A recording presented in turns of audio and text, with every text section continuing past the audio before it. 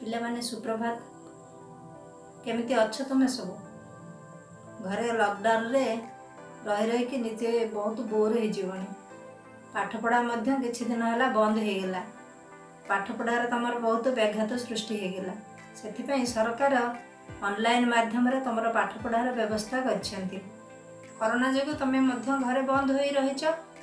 या छड़ा बाहर तो प्रबल वर्षा होउची। वर्षार मध्य तमे बाहर को जाई परनो। खेल कूद सब बंद हो गलानी। या परे किछि दिन पर पुणी शीत आसी जीवो। अच्छा पिला कहल ए शीत ऋतु वर्षा ऋतु मध्य आमे आउ केउ ऋतु छाड़ देले कि तुमे बोधे जानिछ कि नहीं। सेथिपई मु तुमको आज गोटे छोटिया कविता माध्यम रे 12 मास आउ 6 ऋतुर नाम कहिदेबी। ए कविताटी लिखिछंती भक्त कवि मधुसूदन राव। ताहले आस आमे से कविताटी आवृत्ति करवा। मु आवृत्ति करछि, तुमे मन देकी सुनो। ग्रीष्मे बैशाख ज्येष्ठ मास प्रचंड रौद्र परकाश। वर्षारे आषाढ़ श्रावण मेघ बरसे घन घन। भाद्र आश्विन शरतरे निर्मल शोभा जगतरे। हिमे कार्तिक मार्गशीर रातिरे पड़ई शिशिर। शीतरे पौष माघ मास देहरे रख शीतवास। फाल्गुन चैत्र बसंतरे मृदु मलय मन हरे। 12 मासर नाम एही हेज बालके मन दे। कविताटी तो शुणिल।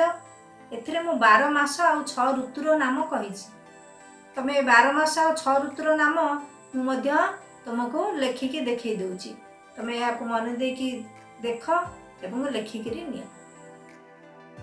पिला माने आस एबे 12 मासर नाम गुडी को जानिबा।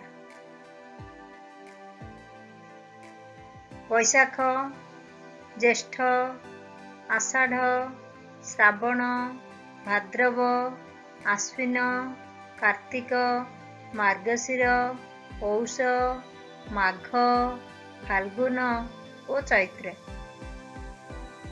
या परे 6 ऋतुर नाम जानिबा। ग्रीष्म, वर्षा, शरत, हेमंत, शीत और बसंत। या परे आस केउ मास गुड़िक केउ ऋतु सहित जड़ित ताहाको आमे जानिबा। देख, बैशाख ज्येष्ठ मास ग्रीष्म ऋतु सहित जड़ित। आषाढ़ श्रावण मास को नहीं वर्षा ऋतु। भाद्रव आश्विन मास को नहीं शरत ऋतु। कार्तिक मार्गशीर को नहीं हेमंत ऋतु। पौष माघ मास को नहीं शीत ऋतु। फाल्गुन चैत्र मास को नहीं बसंत ऋतु। ठीक है पिला माने, आमे तो 12 मास 6 ऋतुर नाम जानिले। याको घरे रही अभ्यास करबा। आउ तुम मन पई मो गोटे वार्ता देउछि। तुमे बाहर को जतबळे बाहरछ मास्क बांधी बाहर को बाहर और घर को आसिले हाथ सैनिटाइज करे आस। एतिकी रे मु रहली। नमस्कार।